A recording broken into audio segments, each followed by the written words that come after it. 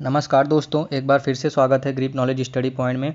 चलिए दोस्तों, भूगोल से अक्षांश व देशांतर से कुछ प्रश्न देख लेते हैं जो कि परीक्षा की दृष्टि से अत्यंत महत्वपूर्ण प्रश्न होंगे। स्टार्ट करते हैं पहले प्रश्न से। पहला प्रश्न है, भूमध्य रेखा से उत्तर या दक्षिण किसी दिए गए स्थान की कोणीय दूरी क्या कहलाती है? याद रखिएगा, अक्षांश कहलाती है दोस्तों। निम्नलिखित में से कौन सा बृहत वृत्त ग्रेट सर्कल का उदाहरण है? याद रखिएगा, भूमध्य रेखा जो है वो ग्रेट सर्कल का उदाहरण है। अगला प्रश्न है, ट्रॉपिक ऑफ कैंसर निम्न में से क्या है? तो याद रखिएगा, 23.5 डिग्री उत्तरी अक्षांश रेखा है। याद रखिएगा, 23.5 डिग्री उत्तरी अक्षांश रेखा है। ध्रुवों की तरफ जाने पर अक्षांश रेखाओं के व्यास की प्रकृति कैसी होती है? याद रखिएगा, यह घटता है। अगला प्रश्न है, धरातल पर 1 डिग्री अक्षांश की दूरी निम्न में से किसके बराबर होती है? तो 111 किलोमीटर के बराबर होती है। अगला प्रश्न है दोस्तों, भूमध्य रेखा के अतिरिक्त कौन सी अक्षांश रेखा पृथ्वी को 2 बार बराबर भागों में विभाजित करती है? तो याद रखिएगा, कोई भी अक्षांश नहीं विभाजित करती है। मकर रेखा अथवा 23.5 डिग्री दक्षिणी अक्षांश वृत्त निम्नलिखित में से कहाँ से होकर गुजरती है? तो याद रखिएगा, मालागासी से होकर गुजरती है। अगला प्रश्न है, वह काल्पनिक रेखा जो पृथ्वी को 2 भागों में बांटती है क्या कहलाती है? तो भूमध्य रेखा कहलाती है। अगला प्रश्न है, अक्षांश भूपृष्ठ पर भूमध्य रेखा के उत्तर या दक्षिण एक बिंदु की कोणीय दूरी है जो भूमध्य रेखा से मापी जाती है। अगला प्रश्न है, दोनों ध्रुवों को जोड़ने वाली वह काल्पनिक रेखा जो भूमध्य रेखा को समकोण पर प्रतिच्छेद करती है क्या कहलाती है? तो देशांतर कहलाती है दोस्तों।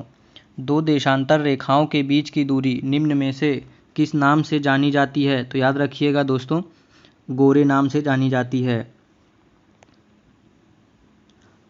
अगला प्रश्न होगा, एक देशांतर से दूसरे देशांतर के बीच कितना समयांतराल होता है? तो याद रखिएगा, 4 मिनट का समयांतराल होता है एक देशांतर से दूसरे देशांतर के बीच। अगला प्रश्न है, वह अक्षांश रेखा जिस पर सदैव दिन व रात की अवधि समान रहती है क्या कहलाती है? तो भूमध्य रेखा कहलाती है। पृथ्वी पर सबसे उच्चतम तापक्रम रिकॉर्ड किए जाते हैं तो भूमध्य रेखा पर रिकॉर्ड किए जाते हैं। अगला प्रश्न है, 2 अक्षांश रेखाओं की बीच की दूरी लगभग कितनी होती है? तो याद रखिएगा, 111 किलोमीटर की होती है। 1 डिग्री देशांतर की सर्वाधिक दूरी कहाँ पर होगी? तो याद रखिएगा, विषुवत रेखा पर होगी। कुल अक्षांशों की संख्या कितनी होती है? तो याद रखिएगा दोस्तों, 179 होती है। 179 कुल अक्षांशों की संख्या होती है। देशांतरों की संख्या कितनी होती है? तो याद रखिएगा, 360 होती है। अगला प्रश्न है, विषुवत रेखा के समांतर कल्पित रेखाएं क्या कहलाती हैं? तो याद रखिएगा, अक्षांश रेखाएं कहलाती हैं। अगला प्रश्न होगा दोस्तों, पृथ्वी के उत्तरी ध्रुव व दक्षिणी ध्रुव को मिलाने वाली रेखा क्या कहलाती है? तो देशांतर रेखा कहलाती है। याद रखिएगा, देशांतर रेखा कहलाती है। अगला प्रश्न है, प्रधान मध्याह्न रेखा किस स्थान से होकर गुजरती है? तो याद रखिएगा, ग्रीनविच से होकर गुजरती है। ग्रीनविच रेखा से क्या तात्पर्य है? तो 0 डिग्री देशांतर। मकर रेखा निम्न में से किस देश से होकर नहीं गुजरती है? तो याद रखिएगा, फिलीपींस से होकर नहीं गुजरती है। पृथ्वी 1 घंटे में कितना देशांतर घूम लेती है?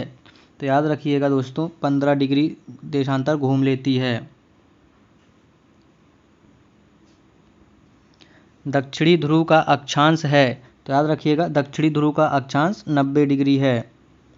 निम्नलिखित में से किन देशों के समूह के भूमध्य रेखा गुजरती है?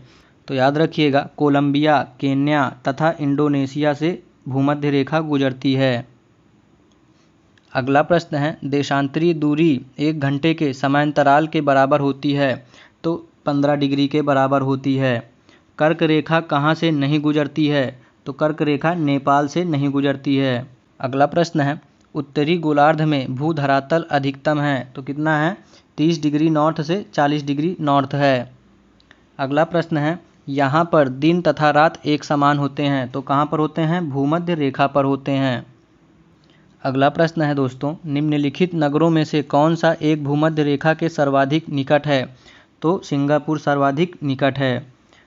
अगला प्रश्न है, भूमध्य रेखा निम्नलिखित में से किस देश से होकर नहीं गुजरती है? तो याद रखिएगा, मैक्सिको से होकर नहीं गुजरती है। मानचित्र व ग्लोब पर पाई जाने वाली प्रतिच्छेद रेखाओं को क्या कहते हैं? याद रखिएगा, भौगोलिक रेखा जाल कहते हैं।